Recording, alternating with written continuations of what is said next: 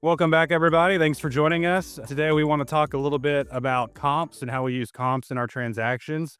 I'm Ryan Hartzell with Oxford Partners. I have joined me Chase McAteer with Oxford Partners. We're both managing partners. So let's just go ahead and jump into it. Chase, can you start us off by just explaining why Texas is such a challenging environment to find comps? Well, yeah. So obviously, it's a non-disclosure state. So that's really the challenge is people aren't required to post these comps anywhere. It's honestly by design seems to be the aim of most actors involved in the process to not disclose it. So really, it's everyone has their own reasons why they might not want it to be public.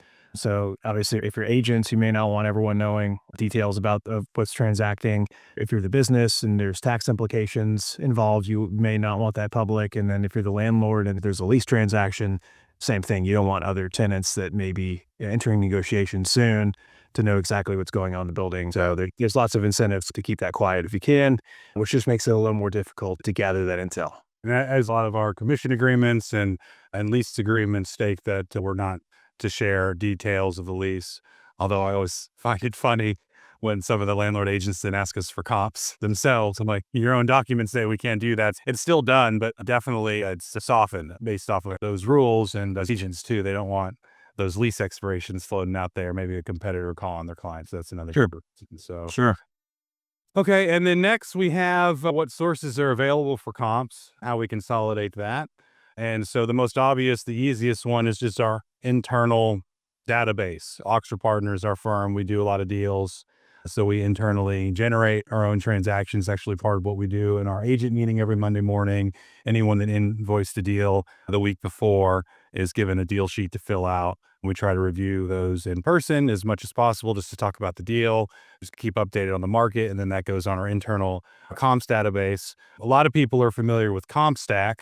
That's a very prominent lease and sales comps platform where you put in some comps, you can get some in return. So we like to look there. There's also an enriched data that not as many people know about. That's more of an appraisal website, but there's lots of good sales and lease comps in there. There's also a company called TREP, TREPP. We are new to that, so I can't attest to it completely, but they track all the commercial mortgage-backed security properties, and with that comes appraisal valuations and sales comps. So you can get some good information there. I made a joke about the landlord agents, but we found if we provide a comp to a landlord agent, you can get 2, 3, 4, 5 in return. They really appreciate seeing the deals that are getting done in competitive buildings. So you can swap there. And then we just have tenant rep friends that we'll share comps with. And then we also have, again, new to Oxford Partners, but we're starting to experiment with it, ren.co, ren.co. And that's an intent website. It'll scrape the internet. And there's a category called deal brokered. So whenever a deal is published, it will capture that and send you a notification. So we don't have the deal terms in that case, but it's good to know the tenant and the building and the brokers and the agents that worked on that deal. We have a personal relationship with some of them. So we'll call them up and ask them for insights, kind of get some comps off the record. So that's how we do it. And then, so something people ask is when you're trying to get these comps, which is more challenging to get, and when trying to evaluate the comps, lease versus sale comps. And really the answer is both. They're both challenging to get and to qualify. Obviously, if you're looking at a lease transaction, you've got the quality and the strength of the tenant involved, where the landlord and their lender cycle is with the loan for the building, if there is one, different objectives for the tenant or for the landlord that may affect how they negotiate the deal and what terms they would accept. And then obviously all the different concessions that can go into making a deal work, how the rent abatement works and how the tenant improvement allowance is structured and who's doing what work and what timing those payments are happening. And there's lots of different factors there that are tough to necessarily get if someone just gave you the 3 bullet points of the deal, you may not be really have Right. a picture of that. And then and the lease comps are a little easier. Every deal is different, but you can get the tenant, you can gauge the tenant quality, and then the lease term, free rent, tenant improvement allowance. It's kind of like more black and white. Even then, though, landlords are in different cycles, like one comp, and then 6 months later, and it might be a completely different situation. But it's a little easier than in the sales comps because there's tons of different factors and Exactly, yeah. looking at a comp, you don't know what the condition of the MEPs in the property were, or just the land, if it was stabilized or not. So there's a lot that goes into it.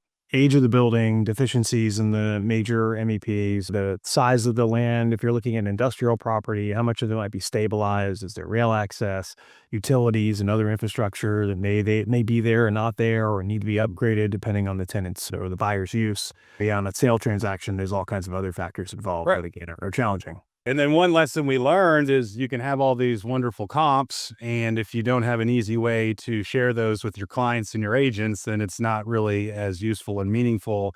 And so we've evolved how we maintain our comps database. Mentioned previously, we have the Monday morning agent meeting where we review the deal. That's certainly impossible. That's important.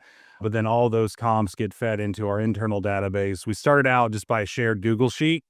And we have a virtual assistant that kind of helps maintain all this data from internally and then all the comps that we're getting from different sources. But it used to just be like in a Google sheet, and that was useful. It was shared, and you could download it, edit it, email that to clients or other agents. But we've recently pivoted to Scout Space, which is our online property survey platform. They also have a comps database in there where we load all that stuff up, and then you can search by different types of properties when we input the comp, and just like a lot of different factors to sort that down. And it generates these nice little online reports or PDFs to look at. And so it is quite an improvement and kind of shows a map where it's at. It'll take a little picture of the street view, which, is important when you're comparing industrial comps because there's so much more variety in industrial distribution versus manufacturing. We found that's just like a really easy way to generate relevant comps and then share them with your clients. So we love Scout Space for that. And then finally, Chase, we talk a little bit about how we actually use these comps. Ultimately, it's to one, understand where the market is, make sure we're getting a good fair market deal, or we always aim to get a better than fair market deal. So that's important. But so how do we use those comps against the competition landlords to get the best deal? First off, we can use it to demonstrate how good we are at negotiating deals and pick up business. So, of course, we're going to do that. Or like to do that whenever we can. Right. But also, when you're negotiating deals, sometimes you'll have agents that maybe are less familiar with the market, or they're trying to educate a landlord that's less familiar with the market. Certainly, we run into both of those scenarios frequently. And to have verified comps that it's black and white, it is what it is. Here's the market. Here's what your competitors are doing. Here's what similar size deals look like in this market, in this submarket, in this street. That really helps go a long way on both of those scenarios. Sometimes it's the tenant side. Sometimes the tenant knows it, and they're trying to educate their owner and get them familiar with it. And it helps get the deal done, really, when otherwise it might not. We're all about trying to help our clients get into the right fit, the right building, and also make sure that the right terms to fit the market, and it helps us do that. Yeah. And my favorite part, as you just described, is just helping the landlord agent communicate actually what's happening outside the building, because sometimes they're a little scared or timid to disagree with their landlord client too much, because that's who pays them. So we can come in and provide those black and white comps. And as you know, when we negotiate these transactions, sometimes they're like, oh, thank goodness you have some good comps. I can just forward this along to the landlord, and it's easier for them to make that argument to come down for a better tenant deal, a more fair market. All right, that's it, guys. Appreciate your time, Chase. Thanks for joining us. See you next time.